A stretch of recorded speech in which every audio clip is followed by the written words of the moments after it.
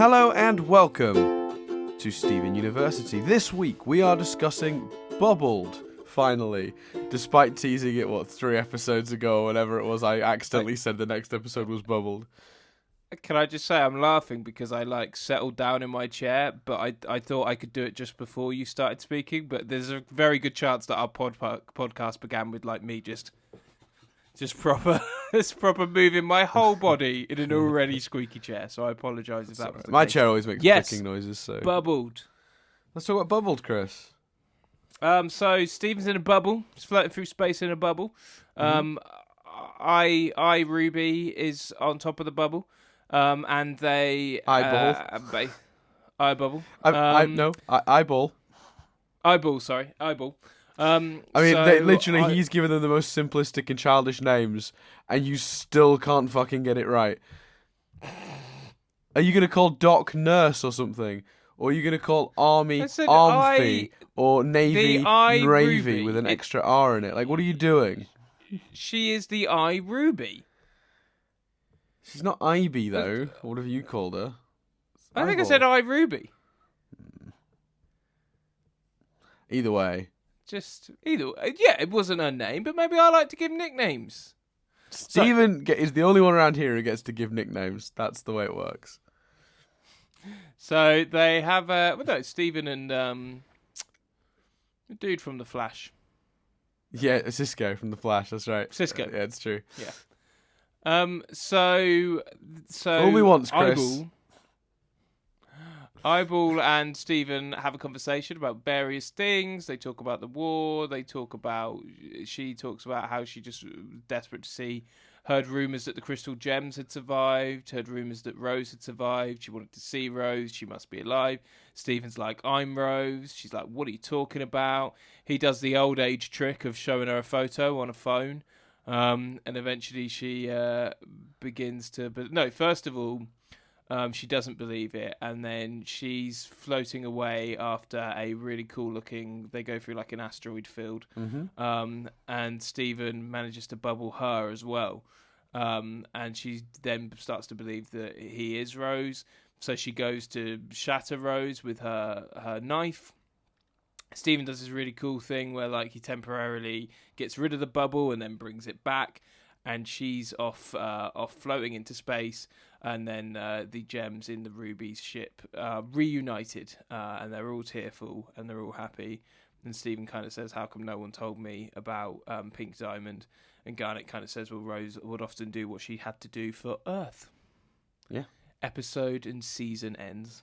Yeah, well, this is the moment I had to put my theory to bed that it was all something that had been, because there's still. So were people angry? Were peeps annoyed? No, I don't think so. Done this, or? I don't think so. But it's funny because in the last 2 episodes, obviously, I was having to very clearly be like, this is how I felt when I was watching these episodes. But obviously, my opinion had to shift when you got to this one because it's not necessarily the final nail in the coffin, because you could still argue an element of, well, the real crime was that Rose had to literally lie to everyone. Something else happened to Pink Diamond.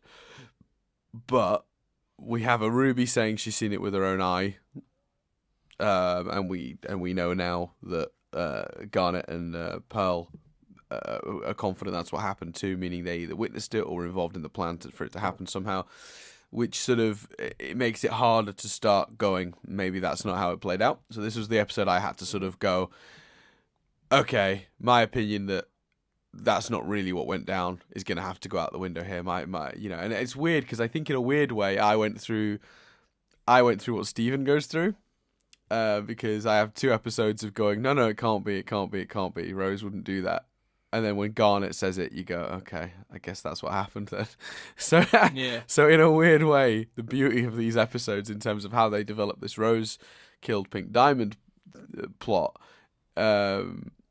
is really well done, because it's this stage you go through these weird stages of denial. Well, Chris didn't, but I went through these weird stages of denial, and then had to accept it at the moment Stephen did, and that's kind of heartbreaking. But also a testament to how well and how brilliantly designed these episodes are. The moment I really had to go, okay, that's probably what happened. Even though there's still those little doubts this is the moment you go, yeah, I don't think I can really excuse it anymore. The evidence is mounted, and the fact that the gems think that's what happened too. You'd feel like if Rose hadn't really killed Pink Diamond and something else had gone on, and it had been some sort of trick or lie, that she would have maybe let Garnet and Pearl in on it. So the idea that she didn't do it and it was all some trick, it becomes a lot less likely. Not impossible, depending on how you'd imagine it would play out, but a lot less likely. So that's the moment I had to sort of accept the situation for what it was, Chris. But I thought it was really important that as we went through these episodes, I presented my views as they were at the time. Yeah, absolutely, definitely. And I can see why that was your view. Mm-hmm. Like I say, I was thinking of it from a story point of view. That's the interesting way to go. But I thought the reveal of it, the tension here, because it's just got the irony that like. Just got the irony because there's a term used in television called the bubble episode, and it's a episode set entirely in one place in real time. Is often referred to as a bubble episode. It exists in that bubble. So like watching TV, is an episode of a British sitcom called Men Behaving Badly that people won't know or remember that does it. And there's other examples as well. And this in some ways is a bubble episode because it's all set in real time, mostly in this bubble. And that's really cool. I hadn't picked up on that. I've got that term right, haven't I? I don't think so. Oh, okay. I'm trying to remember what it is, but it's not just referred to as a bubble episode, I don't think. What's a bubble episode then? There's no such thing. Bubble episode. You get a bubble show, which is a show that is on the bubble of being cancelled or not. What do you call that though? Bottle episode. That's it. Bottle. That's it. Sounds a bit like bubble though, doesn't it? That's why I'm confused. Yeah. I was trying to think of the term while you were talking, so I could, but I did took me a minute. But yeah. Bottle episode is when it all takes place in one room, and I guess you could say this is a bubble episode, which is the same concept. Yeah. So I really liked it. I thought it dealt with some really great character stuff. The animation of space, the animation of the asteroid belt, or the asteroid field, whatever, was great throughout. The tension. I thought it was brilliant. I thought it was crazy because when Steven gets saved for a second, because they do it at a different angle, I didn't really realise it was the Ruby ship, and I was like, oh shit, is he being picked up by someone from Homeworld? Like, that's an interesting place to start season 4, but that's not the case. But we got a really sweet moment of them all crying and stuff, and it's difficult because I still stand by Peridot, and the cute blue one should have been there. But when you see that moment, you kind of go, maybe that's why they didn't, because you've got like the core crystal gems that we've had all along, sharing this emotional moment. Would Peridot and Lapis have been crying with them, or would they have been stood to the side? It's difficult. I don't know. I think they would. I like the idea that they would have been with them, because it makes sense that Lapis would have felt that way about Steven, and it would have actually made them feel more like a team. Would have been a nice moment to really solidify that notion, to be honest. Yeah, that's still my preferred way. I still wish they'd done that, had them there, and had them involved in that tearful celebration at the end. Yeah. I like that they addressed as well. They kind of addressed my concerns. Like, you had Ruby say, you set us out into space. You did this. And he has to be like, yeah, I'm sorry. And I love the parallels. Like, it's only a slight parallel. Like, of course, what Steven did isn't as bad as what Rose did. But Steven made a choice that is kind of out of character to protect his friends. Like, I hadn't thought about that. But yeah, you're right. He, on a minor scale, did exactly what he's upset with Rose for doing. So, yeah, it's powerful stuff, and I do think that. Well, I mean, it didn't really bother me that he did that when I watched it the first time. Like it did you, when he first did that, I was just like, because I knew that the rubies would be fine, and let's be honest, they've already wasted enough of the rubies' time by making them go to Neptune. No one felt too bad about that. They searched the whole planet for like half a season. So they're going to be lost in space for a little while, but that's the worst of the consequences. They probably won't. But at least they were together. Now they're just floating in space. Yeah, I suppose. And also there's clearly dangers out there as well, because in this episode, obviously, Ruby gets smacked with an asteroid, and a gem becomes she gets all muddled up like Amethyst did when her gem was cracked. So yeah, I think you're right in many ways. Which can I say was a moment that, sorry I cut you off then, but it was a moment that made me go when the reveal that her gem's cracked. Yeah, it was beautifully done. The episode's done really well. I think it still doesn't solve the finale problem for me. No, the problem is they had the point of the peak story building, action, everything coming together was still Earthlings. But this is a nice coda. The episode prior to it, on its own, Back to the Moon, not so much. But Back to the Moon plus Bubbled is a decent enough epilogue to sort of go, okay, I guess that's the end of the season. Particularly, I feel the powerful use of the song towards the end.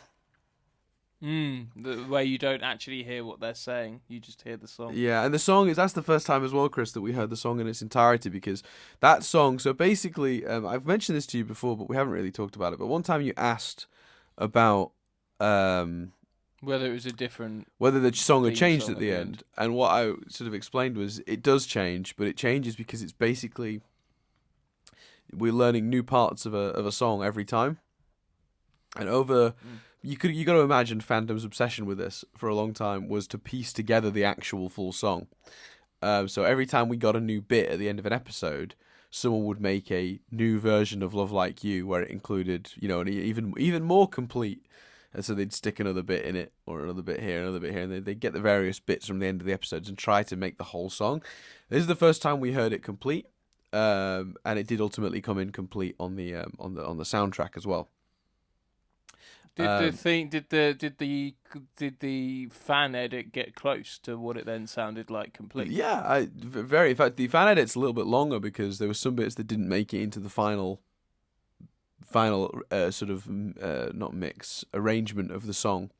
There are a few instrumental bits that don't make it into the sort of version that found its way into the soundtrack. So the fan edit is almost longer, but it's the only bits that are jarring are the actual. Between the cuts, because of course. It's hard to make the music sort of sync up exactly, timing and things. So you hear these little dips in audio quality or changes and stuff that would affect how it sounded. But the actual arrangement of the song, with the exception of the sort of extended intro bit, is very, very similar to what the fans had put together from the bits we were getting. Cool. And of course the song as well, beautifully sung by the show's creator, Rebecca Sugar, which I think I've mentioned before, but it's always worth noting how beautifully done that song is. She's got an incredible voice and she's an incredible talent in terms of music. And that's not even including this incredible show she's created. But she is, that is a lot of use of the word incredible, but it is always incredible. So yeah, I think she's done a great job here, and I think there is a sense, there isn't a scale to it, but as an epilogue to the season, you do get a finality from the way that music plays and Stephen being on the ship and Garnet confirming it's not quite the ill-conceived ending to a season as it could have been, but more saved by this episode than the last one. And I'm not necessarily predicting they're going to do this. If you were going to make me predict something, I probably would lean towards this. But if the whole next season, or a lot of the next season, deals with Stephen coming to terms with what his mum did, and Stephen dealing with that, which was kind of hinted at, like he sort of sat there looking sad about it, and he's like, thanks for telling me. Does it then retroactively, this season ends with us being on the path for the next season?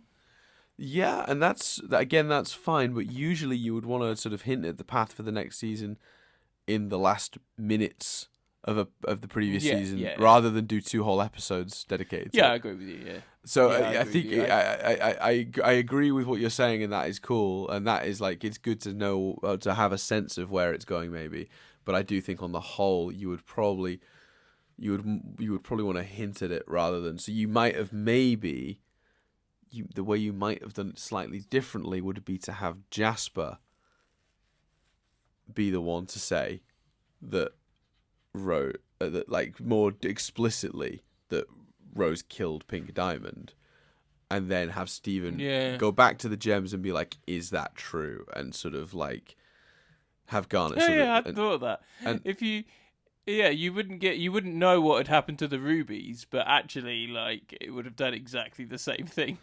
Yeah, ultimately, I mean, you wouldn't have gone through the same sort of question like the way that because it would have all played out within a few minutes, but you'd end up in the same place. So you wouldn't have that weird sort of thing I had where I went through a bit of denial and then it happened. Then I was like, okay, I guess I've got to deal with this now. You wouldn't have Yeah, you that, wouldn't also. but otherwise there isn't a huge discrepancy between what you'd have gotten.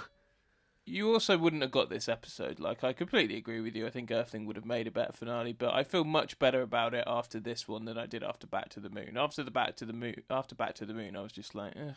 But it was a legitimately great episode, and this one makes me a way more. Oh, okay, fine. Because it was, it This was entertaining this definitely makes it better. Yeah. Doesn't fix it, but it's certainly more in line with what I would have wanted for a finale than what we were looking like we were going to get last week. Yeah, and I think that's partly because of, like I say, the script, the character stuff. Like, I'd thought of Stephen meandering. I hadn't thought of the cleverness of getting one of the rubies stuck to his bubble and chatting to him and stuff. Agreed. That's a really, really neat way of doing it. Well, it's cool as well because I think like my assumption of the episode, and I said last week when we said, what did we think? What did I think it was going to be next? I said Stephen floating and the gems coming to find him. So I thought we were going to get both sides of that story. Yeah, but it's even cleverer to do it this way, I think, because it's not how they find him isn't really relevant, and it wouldn't be that interesting if we just them flying through space, going, "Is he there? No. Is he there? No." It's not a good TV show. it's not a good story for a TV show. This is the more interesting way to do it. And again, I know I've said it earlier, but man, the animation in this episode was Stunning. On point, stunning. The humor of like them both with their arms crossed, like a couple falling out when Steve's in his bubble, and the use of the gravity to sort of mean that Ruby can walk around the outside of the bubble because it has its own small gravitational pull. Yeah, so good. And space just looked beautiful. Yeah, it does. Also, as well, and so unique as well. Like, it would have been so easy to just do a black canvas with stars on, like, you know how we've seen space in loads of other stuff.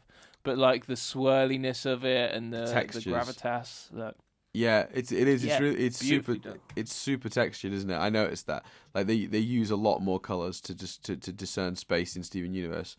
It's like it's got blues and pinks and bigger stars that are sort of shining, and like there is a real texture to space, that these like white swirls and like it's really detailed, and it doesn't need to be. You're right. In any other show, they'd just use some black paper and put some white dots on it, and that would have been super lazy, but it would have been functional. But that's not the Steven Universe way. The hyper stylized nature of the background is beautiful. There's nothing more to say other than as well. I think it's really cool the way they use the hues to make the colors on the character models look different too. So Ruby in space looks a little different, and Steven within his bubble obviously looks different. And they used that to change the color schemes for the characters in certain moments, and I think that was really effective in places too. Yeah, and even it made it a story point. Like, you're not Rose, your gem's more of a purple color. Like, well, that's because you're seeing it through a bubble. Like, yeah. Oh yeah. Yeah, it's great. And I will say as well that you might remember from a couple of weeks ago that I'd said that I can't remember what the circumstances were, but it became clear that a gem can talk when they can't breathe. There was like someone talked from underwater or something. I can't remember exactly. Yeah. Because they don't need to breathe, but they can still somehow produce sound. So gems mustn't produce sound in the same way humans do. Bismuth produced sound in Lion's Mane. That's right. Thank you. Yes, I couldn't remember the exact context, but I knew we'd had that conversation. Yeah, that's the one. So there's that. And then there is here, obviously, Ruby out in space talking still to Steven without any atmosphere. Which I think, pretty cool. Also, pretty neat that Steven's bubble clearly can produce an atmosphere inside of itself to protect Steven. So it's not just protecting Steven physically, but it's also able to supply him with some, even if limited, amount of oxygen to keep breathing while he's out in space. And it kept him warm as well, obviously, because otherwise in space he'd have been a Stevensicle. And on the animation perspective, go on. No.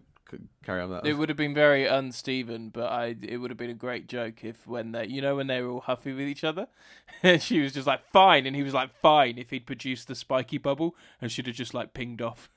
That would have been great. Yeah, so that would have been great. I also liked when they were fighting and he made the bubble bigger. Thought that was visually really cool. And then she tackles him, and the knife that she produces spins in the center of the bubble for a few seconds, then settles, pointing down at Steven. She grabs it and tries to drive it down. Like, it's, I don't know. And when Steven, towards the end, when he feels small and defeated, the bubble gets smaller with him. Yeah. Really symbolic and really well done. It's just so much good stuff. Yeah, it's so much good stuff. I mean, are we wrapping up early? Should I do notes now? Are we?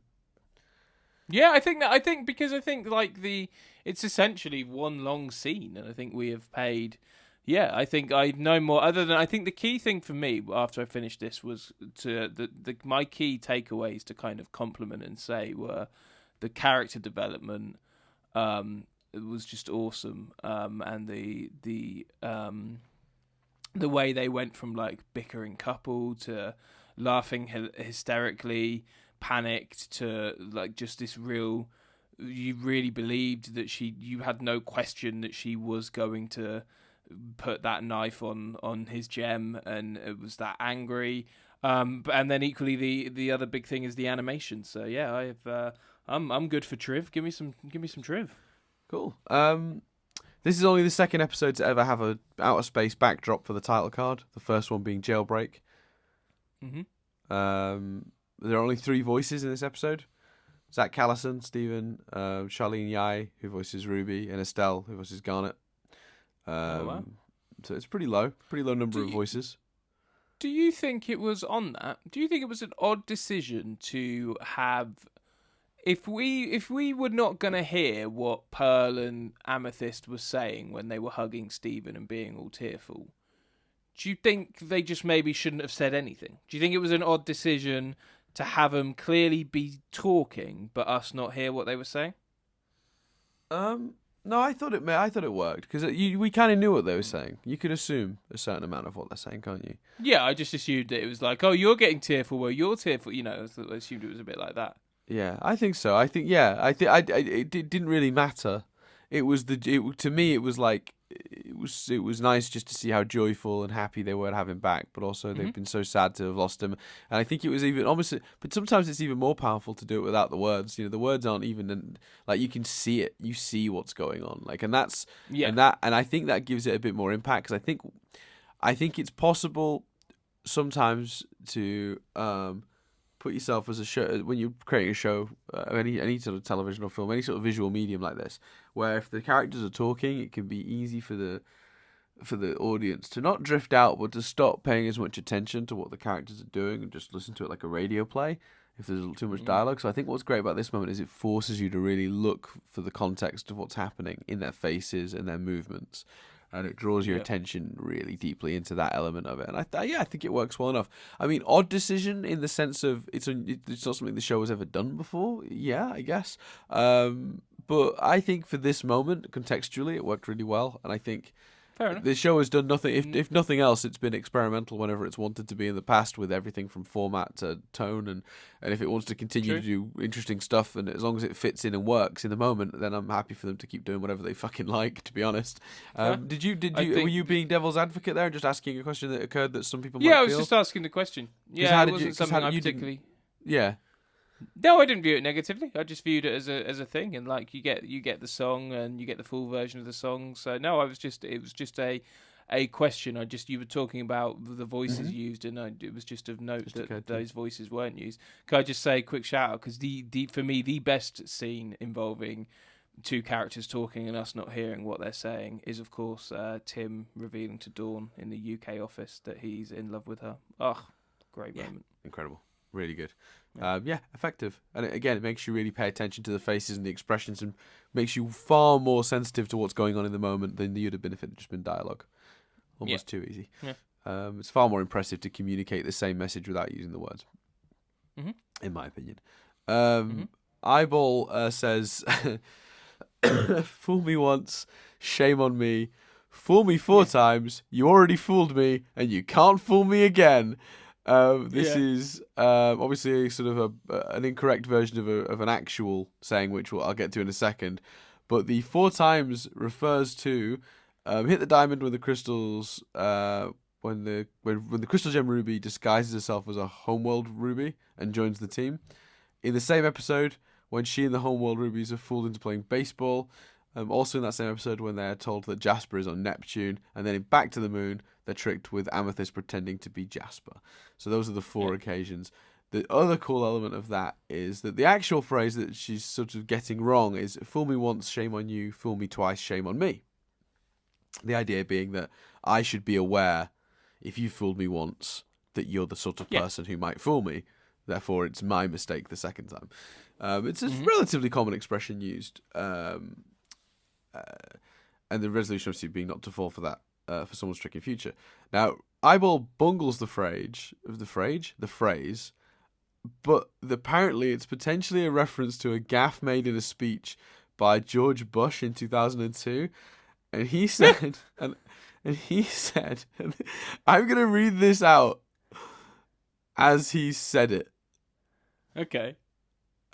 Because I just want you to understand, like. We sometimes give Trump criticism for being nonsensical, but this is really just gibberish, right?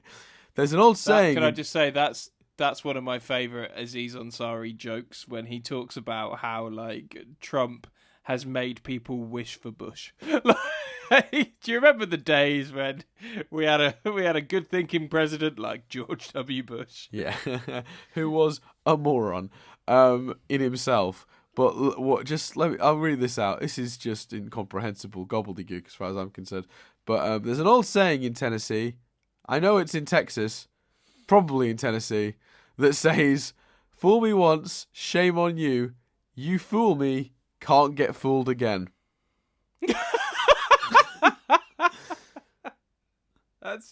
That is both an incorrect use of the quote and a song by The Who.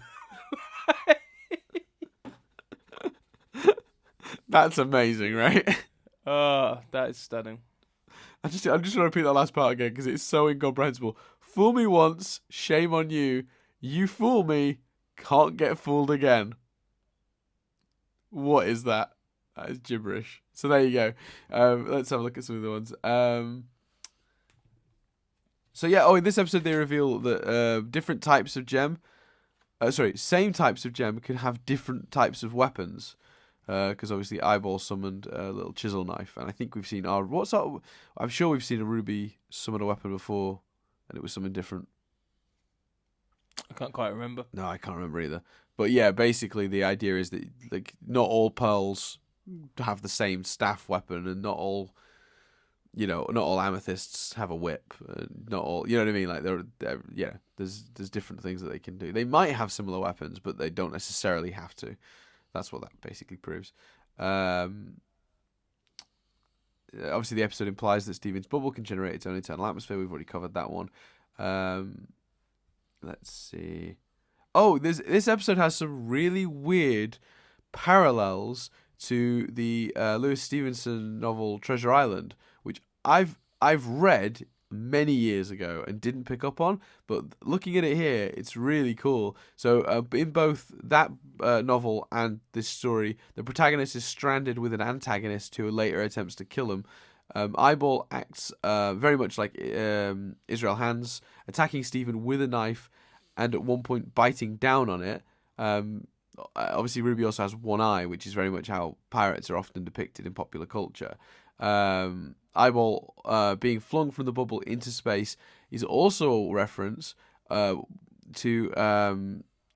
that same novel's Disney adaptation, Treasure Planet, which Scroop, who was based on the character of Hans, is tossed into the vacuum of space. Because obviously in the Disney adaptation of Treasure Planet, it's in space. I don't know if you recall that movie. It's pretty cool. I don't know if that last one, I'm not sure if this is like an intentional reference or just a good coincidence because they were both set in space. But yeah, the parallels are pretty are pretty clear. Yeah, that's pretty cool. Yeah. And I didn't really put it together until I saw it laid out here, and I thought that was neat. No, but although Treasure Island for me is one of those stories that I think I just know, but I don't think I've ever read. Yeah, well, yeah, it's fine. It's one of those ones that's like a classic, and you go like, okay, it's a classic. So, like, it's a classic because without it, many of our modern storytelling techniques wouldn't have evolved the way they have. But if you read it now, it's such a classic. Everything after it copied it for many years, so it feels stale and a bit outdated. Yeah, like Citizen Kane is an incredible movie that does some insanely cool things. But Citizen Kane is the Citizen Kane of movies. Yeah, but that's the problem. Is like Citizen Kane invented many of the techniques used in modern movies, and that is one of the reasons it's such a classic. Because when it got there, it was the first to get there. But in the context of our generation, who didn't actually see the development and see that for the first time, going, "Oh my god!" Because this is it wasn't. By the time our generation probably caught Citizen Kane, we were so familiar with the tropes that Citizen Kane invented and the filmmaking method Citizen Kane basically invented. Basically old hat by the time we got to it. A bit like, yeah, okay, but you have to appreciate it in the context of they were the first to get there. So it's the same with Treasure Island. It's like it's a good book, but if you read it now, you'd go like, it's nothing special, like comparatively to modern sort of media. Which I think happens a lot. I think it's why certain classics don't stand up unless you watch them at the right age. Like we've talked about this before. If you don't watch Ghostbusters at the right age, you've already seen. You've probably seen. I saw spoofs of Ghostbusters before I saw Ghostbusters, so of course Ghostbusters wasn't going to hit the same way. Yeah. You saw Ghostbusters quite late in life, didn't you? I saw Ghostbusters like 24, something like that. Yeah. Yeah, see, I watched it as a kid. I loved it. I had it on VHS, and I didn't think much of it. Like, and it. What breaks my heart is I'm like, I didn't think much of it, and like, I thought the controversy was ridiculous and stuff. And then, but you talk about the new one. Yeah. I thought that was like, I was just like, they can remake it. Like, I'm not talking about the female aspect of it. Like, I'm talking about the people that were just angry they were remaking it. And I was like, it's fine. It's been long enough. But you put that in the context of Back to the Future, which I did watch as a kid, and you tell me that's being remade, and I'd be legitimately angry. Wouldn't bother me what sex the cast was at all, but the idea of them remaking it, I'd be like, well, you don't need to remake it. So that movie. Argument for Ghostbusters, I can see. Back to the Future's another one as well. Stuff. Back to the Future's another one where it's like, so for those of you who just like watching loads of stuff on YouTube, and that's why you're here. Please go subscribe to Captain Disillusion on YouTube. He does debunking videos. He's a VFX sort of nerd. He loves visual effects, and he basically what his traditional videos do. And I'm getting back to the Future, I promise. But I might as well use this as a chance to plug a really great, maybe one of my favorite YouTubers. He does these great videos where he breaks down a viral video and says that it was actually achieved with visual effects. So there are lots of people who faked incredible things, and when you look at it, it actually turns out it's not real. Like one of the more famous ones he took a look at was the one where the guy leaps in front of the train to push the other guy out of the way of the train. You've probably seen that video. No, I thought you were going to tell me Double Rainbow was fake, but carry on. No, Double Rainbow is absolutely real. Double Rainbow is real. But he basically pulls apart how these videos are made and like identifies how it's done. And he's usually very funny and clever about the way he does it as well. And because Captain Disillusion is a character that the man who invented him plays, but the stuff he's analysing and debunking is great. And his little catchphrases, think love with your heart, use your mind for everything else. Mm-hmm. Then it's like something like that, and it's pretty cool. It's like he's basically saying to like think like about and he did a great breakdown of Back to the Future specifically and how it basically invented so many hundreds of modern visual effects techniques that are used to this day that you can trace back to being started at Back to the Future. And he basically he did a 2-part series on it, and I can't remember what he called the series, but I might look it up quickly in a second. But that's another example of like people don't appreciate Back to the Future these days because it's like, yeah, we've seen that a million times now, but the special effects on Back to the Future were legitimately groundbreaking. They literally invented techniques that are still used to this day to make that movie happen. but all three of those movies actually. That's awesome. So yeah, I think that's pretty cool. So yeah, that's awesome.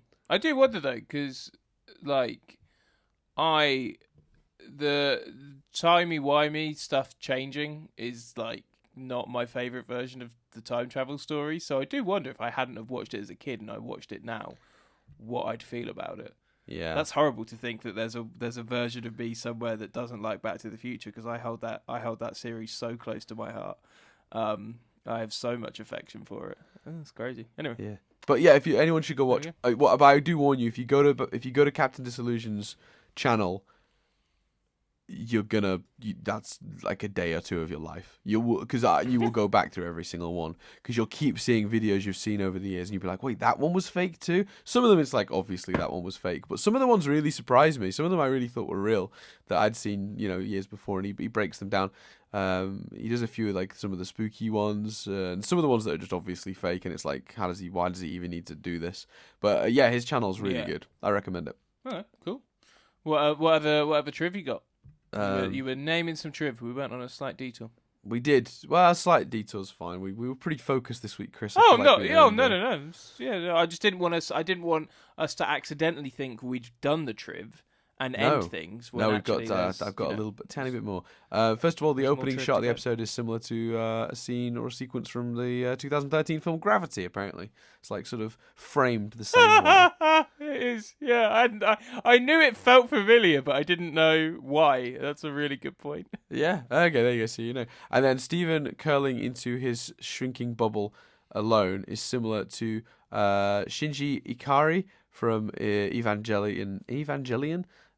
When he's sealed inside his entry plug alone. See, that is a show I don't watch, or an animator I haven't watched, don't know. Maybe it might even be an animated film. So that's gibberish to me. Those words mean nothing to us. Yeah, but if you're into Evangelion, then great. Yeah. You can be all excited about how they referenced Shinji Ikari's being sealed inside of his entry plug alone moment from that show, because that's. Yeah. Can I make a request for the very end? Have you got anything more to say? No, I'm there. You're done. Could I have a hint for all of season 4? Okay. Because we are now. This is the end of season 3, which I've loved. I think it's probably potentially been my favourite season of the show. Yep. Give me a hint for season 4. Okay, let's have a think.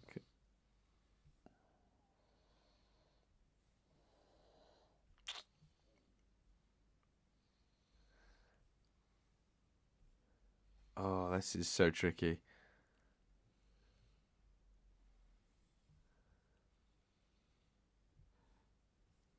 How do I tell you what I'll do. I will. Well, not even a hint, like a tease. If you were on the panel of Comic-Con and someone said, "What can you tell us about I figured out what 4? I'm going to do. Okay. Well, first of all, it's worth noting that the first 2 episodes of this season aired the day after the episodes we just watched. Right. Okay. So the episode we just watched aired on the 10th of August. The next one aired on the 11th. So the first bit of this season was still part of the Steven Nuke, the first couple of episodes. Okay. So again, clearly the season sort of markers for beginning and ends mean nothing to anyone. Yeah, but fair enough. I will tease this season by giving you the title or the name of the first bomb from the season. Okay. That's exciting, because I'm sure that was in the marketing and the build up to it, so it can't be too much of a. Because I think it sums up the season quite nicely. Yeah. Okay. Yeah. The next bomb that's coming up, which starts from an episode called Steven's Dream, was titled "Out of This World." Okay. And I think that and the title for the very final episode of this season really do sum it up. But I'm not going to read that title because I think that's a bit more spoilery. Okay, cool. So there you go. Okay, cool. Exciting. Yeah. Thank you very much. There you go. It's a little something. I don't know. That's nuts that we'll only be one season, but because season 5 is currently airing, isn't it? Yes. So we are now in the season before the season airing. Nuts. We're actually about to hit the point in which... Oh, no, we're not. Actually, no, we're not. We're near it, though. Wait, where is it? So when we started recording this February last year, we're nearing the episode I was on at the time. Oh, wow, that's pretty cool. Just after the bomb, basically. So there's a bomb in a couple of weeks' time. That's cool. And when we get to that bomb, everything after that has been airing while we've been doing, or at least recording these. And I know we didn't start uploading these till later, but we actually started recording them was it late January? In fact, I remember talking about you know what? I actually remember talking about the bomb. The bomb had just aired when we started recording this, and I remember saying we just had a recent bomb and it was great. So yeah, the bomb is only a couple of weeks away. So yeah. That's exciting. Cool. Yeah. There we go. I look forward to it. Yeah, I'm excited. And you know what? I've got to say that, just because it's like, why not? Right now, I think it's amazing to think how far you've come. I still can't get my head around how much you like this show now. I honestly can't.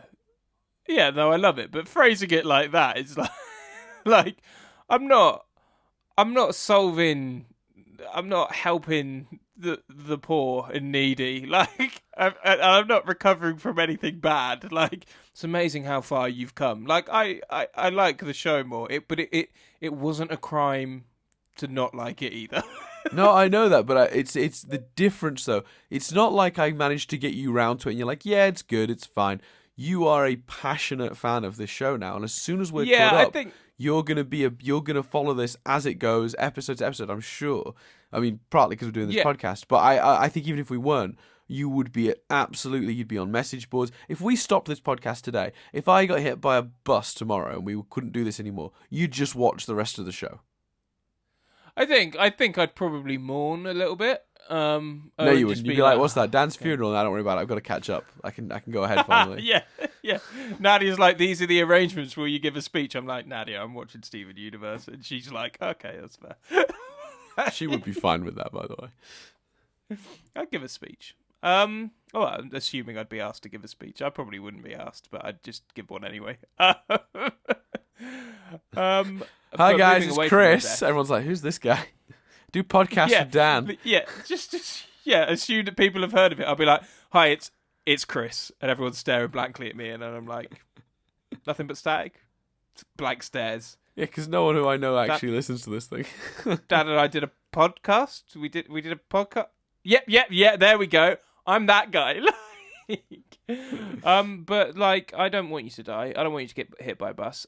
Yes, I would. Yeah, I would absolutely watch the show. And I think it's not been deliberate. It's all been completely genuine. But I think if this podcast wouldn't be as good if I'd just reached a point of meh, it's all right. If I'd maintained at it's fine. I don't think that would be Yeah, fun. when we started this, we said, "Oh, this will be great either way because you're either going to love it and that'll be fun to watch you turn into someone who loves it, or you'll hate it and that'll be funny because you'll hate it." We never considered a very realistic possibility that you would just be neutral towards it, and that would be not at all entertaining to talk about every week. No, because that wouldn't be fun to do, nor I think would it be fun to listen to. So we got lucky, really, didn't we? Yeah. It's not in any way, but it is all completely genuine. It's too much time and effort to pretend if it wasn't. But yeah, I think it's good it's gone that way. But yeah, especially when like I say, like genuine when eyeballs gem had been was shattered and stuff. Like it's all real. Just gotta get you that tattoo sorted out now. No, I mean I don't have any tattoos, so I think it would be a bold step. It'd be a pearl tattoo. I don't know, cute blue one. Well, I think we discovered that you've got a thing for lapis. The response. I mean, for that she wouldn't respond to your advances because you'd be pronouncing her name wrong. But I think what's upsetting about that is the response. My immediate response should have been, "Of course, I don't fancy pearl. she's a cartoon instead of, I don't fancy Pearl, Dad. I fancy the other cartoon character. I don't fancy any of them. They're drawn, but yeah. I think you've got a little thing for. Well, I'm starting to think now that maybe you have got a thing. Maybe the whole time it's been Lapis, or Lapis has usurped Pearl, in her. Now she's a more frequent visitor to the show. I think maybe your soft spot for Pearl is sort of fading, and now it's going to be a Lapis tattoo with the words Lapis written under it. Well, I think Team Cute Blue One versus Team Pearl is what season 4 of Steven University is. Figure it out, guys. Which team is Chris on, guys? Out of This World is the show's teaser, but our teaser is Team Pearl versus Team Cute Blue One. Cool. Right. So that is everything for this week, and indeed for this particular season. That doesn't mean we're going away. We're just gonna crack on. Just crack it on, Chris. Yeah. Where are we? Where do we just watch? Bubbled. So we're April. We're in April. Hello, April.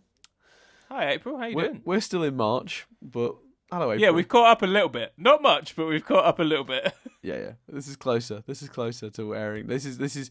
So it's closer than it was, but we're further ahead than we were when we were panicking. So yeah. So yeah, this will be Tuesday, the 3rd of April. So we'll see you guys on the 6th of April, or a little bit earlier than that, depending on your time zone, as people keep reminding me. That's fine. It goes up on midnight on the 6th of April in the UK. If that means it goes up at like 7 o'clock in the evening on the 5th in your country, that's not a problem. Yeah, we are sorry that causes people problems, but we have to. We have different listeners in different areas of the world, so we will always upset someone. So apologies if that's you being upset by that. And midnight GMT, which is like the Greenwich meridian thing, like the line and stuff. It's like it's the zero. Everything either side of that is plus or minus that hour, right? So arguably that's the most neutral time zone. So don't yell at me. Stop yelling at Dan, guys. Nothing I can do about it.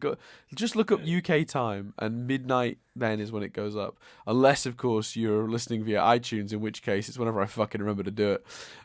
Basically, recently it seems, which I'm hoping to curb now. The last few have gone up on time. Yeah, and sometimes, if you're listening on iTunes, sometimes check the Nothing But Static feed. What a cheap way to get people. Did we talk about that on here, or did we talk about that something else? We talked about it here. That was such a fuck up. Is it taken down, by the way? Because when I then looked, it was still on the Nothing But Static feed. iTunes might have fucking. That's the problem. See, iTunes once it pulls it. It might be because it downloaded. Mine auto downloads, so maybe that's why it's still on there. Maybe. Let me just check on iTunes now. I've got to know. Please be not there, though. I mean, that's. View more by this publisher. God damn it. Yeah. Oh, this is going to take too long. No, there it is. Okay, Chris, drum roll. Is it still there? No, it isn't. Oh, cool. Good. It'll be because it downloaded it to my computer. Yeah, or sometimes iTunes will do what the iTunes spider, as it's described, will search the RSS feed, find the episode, put it in iTunes, and until it searches again, won't see that I've removed it. So there's a chance that it might have taken 24 hours for it to come down anyway. So that could be it as well. Okay, fair enough. But, cool. There you go. We will see. What's the next episode called? Yeah. Great question. You caught me out because I don't have it in front of me, but I do. Wait, what was it? It was Oh yeah, Kindergarten Kid. Cool. So yeah, cool. We will see you next time for that. I've been Dan Doolan. I've been Chris Billingham. And we'll be back next time to discuss Kindergarten Kid.